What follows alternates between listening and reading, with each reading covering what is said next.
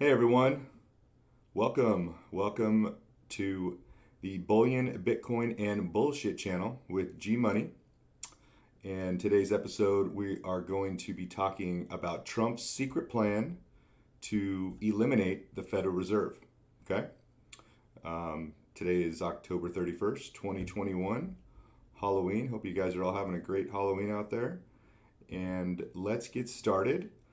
Before we do that, I'd appreciate if you guys would smash the like button, subscribe to the channel, and share it with your friends and family. And as always, do your own research, okay? These are just some interesting connections I found, and you guys can connect the dots yourself. So let's get started. One of the first things Trump did when he was inaugurated, he put up a portrait of Andrew Jackson in the Oval Office, okay? So it was on January 23rd. So 3 days into his office, he did put up a portrait of Old Hickory, known as the General. Even when he became president, he liked to be called the General instead of president. He thought the General was more prestigious than being called president. But an interesting thing about Jackson was he was adamantly opposed to a national banking system. So Jackson believed in the Cantillon effect, where the East Coast manufacturers, the New Yorkers would get all the money, and the poor people would get, inflated away. We also have an interesting retweet from Trump. Okay, Donald Trump retweeted this Twitter post from our buddy Kanakawa, and the tweet says, "Can you imagine a president taking on the Federal Reserve System today? That's what Andrew Jackson did in 1832, and it changed America forever. Jackson was once asked how he would clean up the corruption in Washington, D.C. Jackson's reply was, drain the swamp." Okay? So this is just highlighting Trump actually retweeted this out about taking on the Federal Reserve. Okay? So just some more interesting connections. He was there on Andrew Jackson's 250th anniversary. And Jackson was a man who fought for the common man. Okay? He was also known for putting America first. Okay, so right here, true leadership was putting America first, and Jackson confronted and defied the arrogant elite. Okay, so again, somewhat similar. Jackson was an outsider when he was inaugurated. Okay, there's Trump with the picture in the background of the Oval Office. Okay. And then just some more stuff about Andrew Jackson if you want to do some more research and learn about the Second Bank of the United States, which was a centralized government power, and he actually defeated this Bank of the United States, which his executive power, he removed all federal funds from the bank and dispersed it to state banks. Okay, so if you want, there's a lot of information about what Andrew Jackson did. And of course, he's on the $20 bill. So go ahead and figure that one out. More on the bank war. It talks about, sound money and how gold and silver were utilized back then. And he made it possible for a sound money system.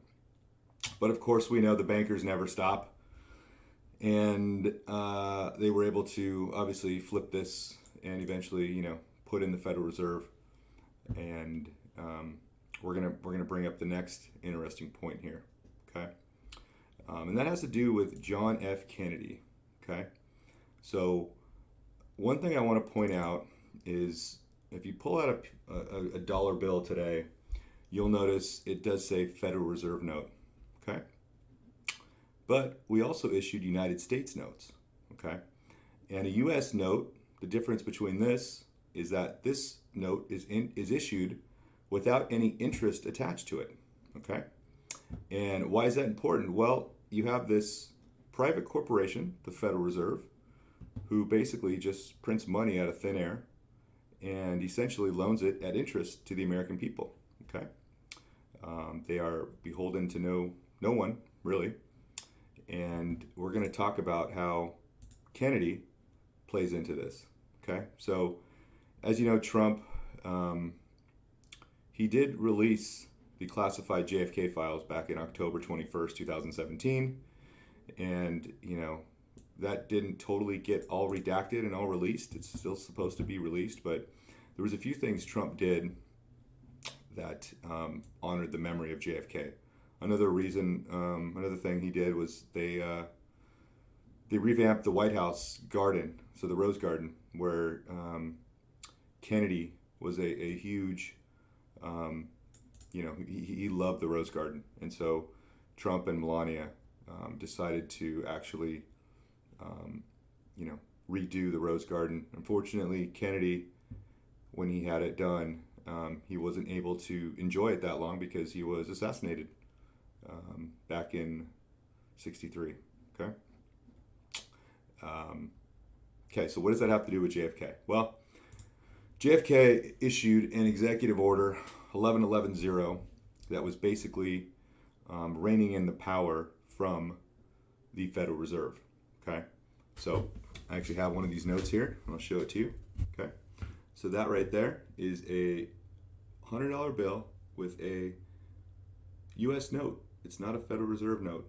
Okay, so that means this $100 bill from 1966 was actually issued without interest attached to it. Okay, so when Kennedy did that, he basically, halted the issuance of currency with interest attached to it, and he tried to rein in the Federal Reserve. Well, we know what happened. He was assassinated on November 22nd. There's some other theories out there that, he was actually trying to transfer power from the Federal Reserve to the United States Treasury, okay, by replacing Federal Reserve notes with silver certificates. So there's actually a book out there by Jim Mars called Crossfire. Crossfire. It's an interesting name. Crossfire Hurricane. Remember the illegal spying into Trump's campaign? Anyways,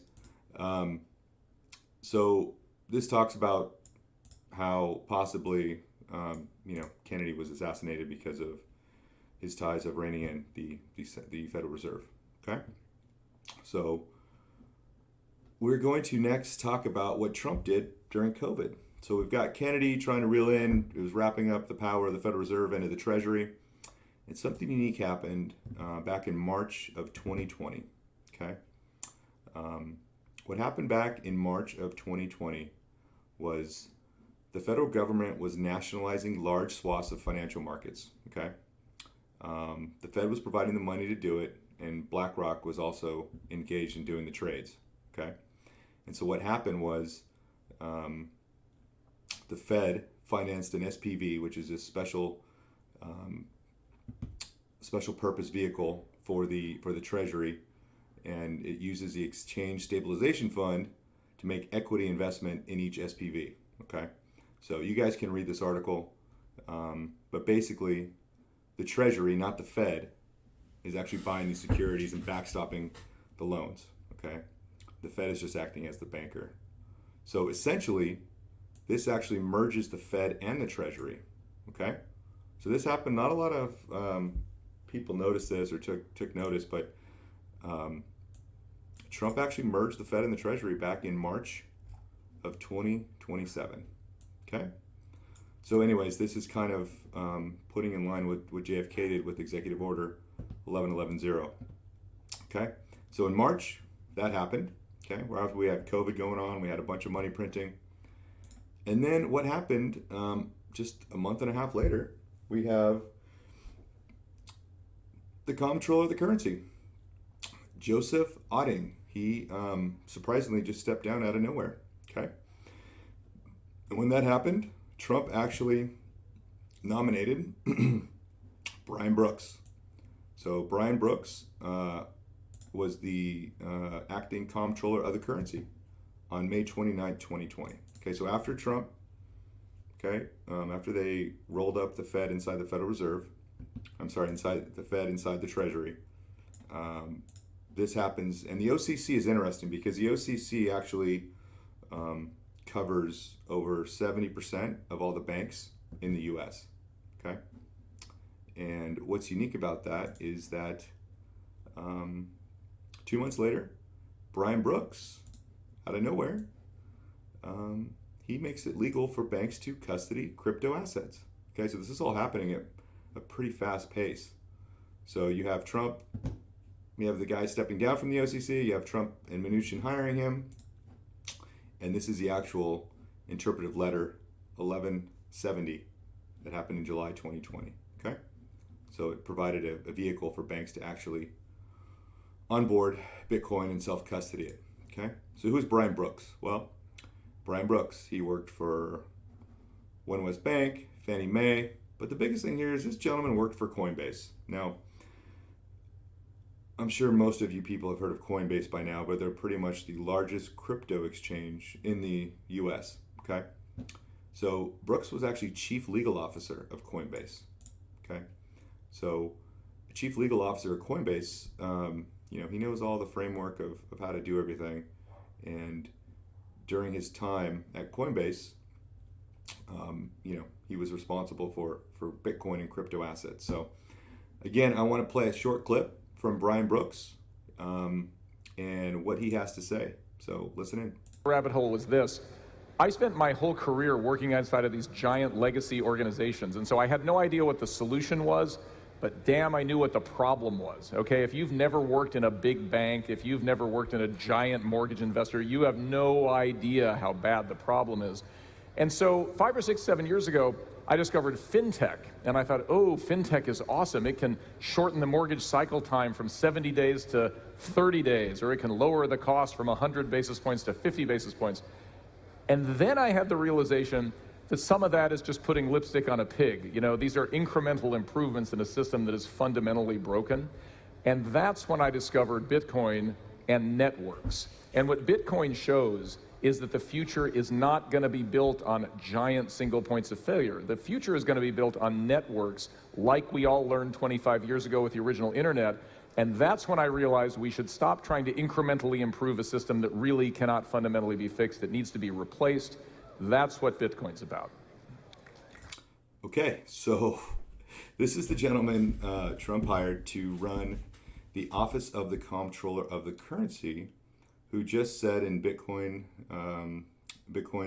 magazine's Miami 2021 show that was done in Miami back in June, he talked about replacing the current system we're in, which, I don't know, sounds kind of odd. You would pick a guy who was part of the biggest crypto exchange, Coinbase, to run something and then wanting to replace the system. So here's another clip of Brian. Let me see what you guys think of this.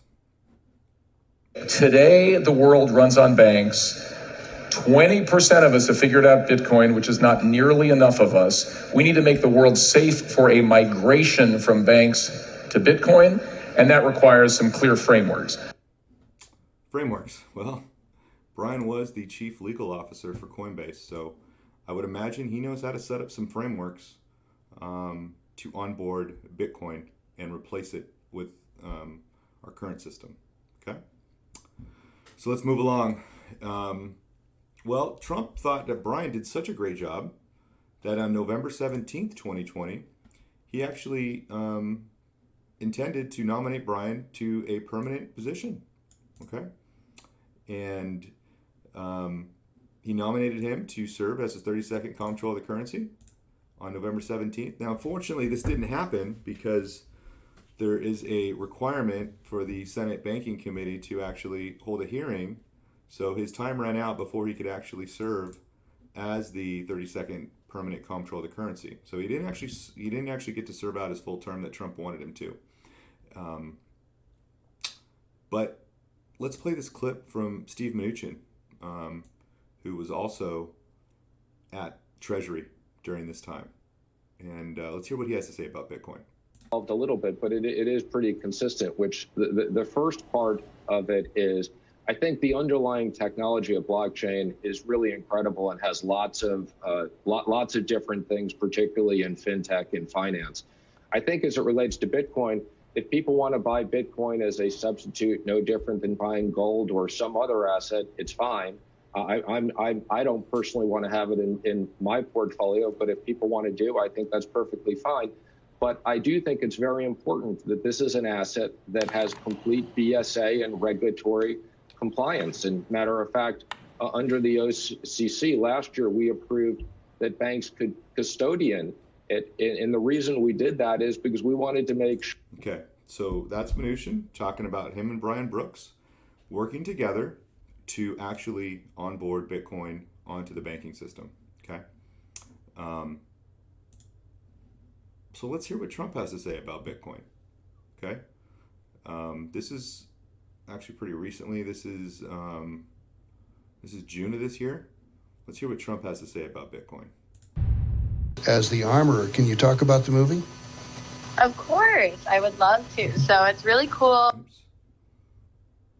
Let's refresh that and try it one more time. Here we go.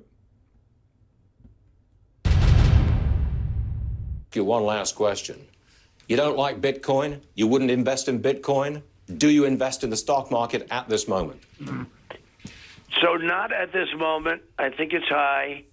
So I have not invested in the stock market at this moment. I have in the past, but I have not at this moment. I think it's high. Okay. Bitcoin, it just seems like a scam. I was surprised. With us, it was at 6,000 and much lower. I don't like it because it's another currency competing against the dollar. Essentially, it's a currency competing against the dollar. I want the dollar to be the currency of the world. That's what I've always said. So, if you notice, Trump's paying attention to the price of Bitcoin. So he talked about it being as low as $6,000 when actually it got down to about $3,000. So Trump is definitely keeping an eye on Bitcoin. And he said something kind of strange. He said essentially it's a currency that competes with the dollar. Okay? So he's not really calling it a scam. He's actually saying it's a currency and it competes with the dollar. And, I think we're maybe getting a little 5D chess here with Trump. And I do believe there is a plan to replace the existing Federal Reserve, the private corporation that lends out money to the American taxpayers with interest. Okay? So for those of you new to Bitcoin, I know some of you probably don't like it, but that doesn't really matter at this point. Trump put in motion the wheels to onboard this onto the entire into the U.S. Okay, so just some quick things about Bitcoin. How does Bitcoin fix the current system we're in? What is it about Bitcoin that can stop the central bankers from continuing to enslave the American people and the world for that matter? One thing, Bitcoin is decentralized. So there's no group of developers, miners, or businesses that can band together to manipulate the protocol. If consensus is not met, the hell with it. It isn't happening. So again, IMF, the Fed, all these big centralized corporations essentially want to control the money supply.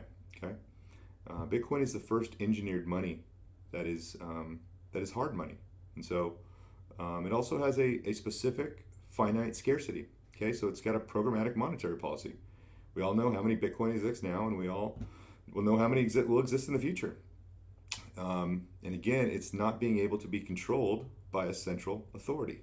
Okay, so one of the things, just some advantages and disadvantages, you guys, but I always recommend you just do your own research. Okay, this channel is going to be doing some research and looking at interesting connections on how this all ties together. But I definitely think there was something going on behind the scenes to onboard Bitcoin. Our current SEC chair, Gary Gensler, is actually a Bitcoin maximalist who taught